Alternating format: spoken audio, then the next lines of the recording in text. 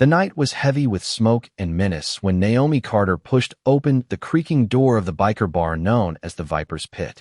The place was a furnace of noise, sweat, and whiskey fumes, a den where men wore their violence like armor and strangers were prey by default. She knew the rules of places like this: walk in soft, and you were a target, walk in strong, and you were a challenge. Naomi wasn't here to drink. She had hunted for 7 years across states and continents for the trail of one man, and the whispers had finally led her here, to this outlaw sanctuary on the edges of Millfield, Tennessee. Every head turned when she stepped in. A lone black woman in combat boots and a leather jacket looked like an alien in this world of patch-wearing bikers with knotted beards and scarred fists.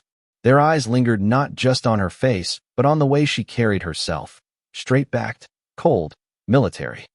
She ordered nothing, only scanned the room until her gaze locked with the bartender. Mick, a nervous, kind-eyed man with hands that trembled slightly as he dried a glass, seemed out of place among wolves. His warning was written on his face before he even spoke. "You don't belong here," he muttered low, leaning across the counter. "Best turn around before they decide your tonight's entertainment." But Naomi didn't move. She only replied, calm as a sharpened blade, "I'm looking for someone."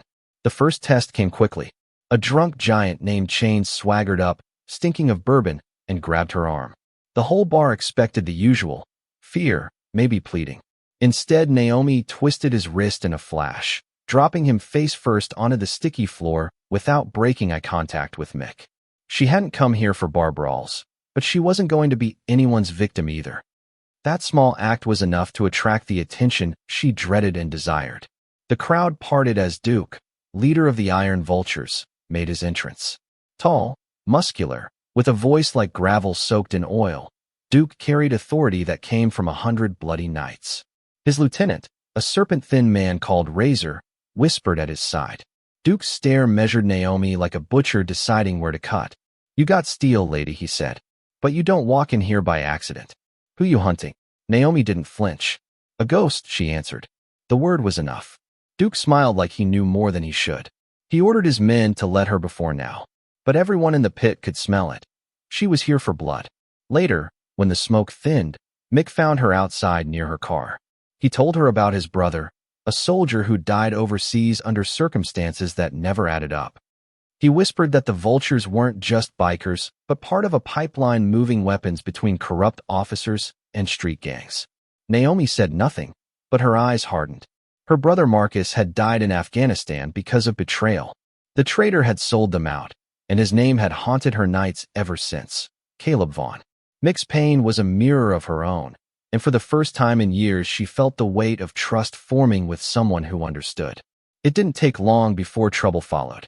Chains returned with friends in the parking lot, armed with knives and rage. Naomi fought like a soldier cornered in enemy territory, quick, efficient, brutal. One man's head slammed into a hood, another's wrist snapped under her grip. But it was Mick who made the difference, striking one attacker from behind with a tire iron and pulling Naomi into his truck before more came. Together they fled into the night, battered but alive. That night, in a cheap motel room, Mick confessed that Caleb Vaughn had been seen there in Millfield, hiding under a false name. Naomi's hunt was over. The prey was finally in reach. She found Caleb in a decaying roadside inn, older, gaunter, haunted. He looked like a man already dead, clutching whiskey with shaking hands. When Naomi burst into the room, he didn't fight, only begged. "You don't understand," he rasped. "They had my daughter. They told me if I didn't give them the convoy schedule, she'd disappear forever. I didn't sell you out for money. I sold you out to save her." Naomi's fury trembled with confusion. She wanted to kill him, to avenge Marcus. But his words planted doubt. He revealed something larger. A syndicate called the Orion Network, using gangs like the Vultures as middlemen, trafficking weapons and secrets. "I wasn't the mastermind," he spat. "I was a pawn." Naomi forced him to his feet. He would help her expose Themer. She'd make sure his confession ended with his blood on the wall. But fate caught up before she could choose. The Vultures seized them both, dragging Naomi into the pit where Duke announced her punishment, trial by combat. One by one, the fighters came. Tyler, a cocky young prospect, fell in seconds to a chokehold. Crusher, a hulking veteran, nearly broke her ribs before she brought him down with a shattered knee. Last came Crow, a sadist who whispered Marcus's name as he circled her. That broke something inside Naomi. She fought with a violence that shocked even Duke, leaving Crow twitching in his own blood. The room was silent when it ended. Duke stared at her with admiration and hate. "You've got the devil's fire," he said. "But this ends tonight. Vaughn belongs to me. Tomorrow he's sold to the highest bidder." But Caleb had already betrayed Duke one last time. In desperation, he had contacted federal agents, offering testimony in exchange for protection. The raid came at dawn. Black SUVs and flashing lights surrounded the pit as FBI agents stormed the bar. Gunfire shattered the morning silence. Outlaws scrambled, some shot down, others fleeing into the hills. Duke, cornered, roared with defiance before shoving his pistol into his mouth and pulling the trigger. He chose death over prison. The empire of the Iron Vultures collapsed in smoke and blood. Naomi and Mick were pulled from the wreckage, questioned under harsh lights by Agent Sarah Monroe, who demanded every detail.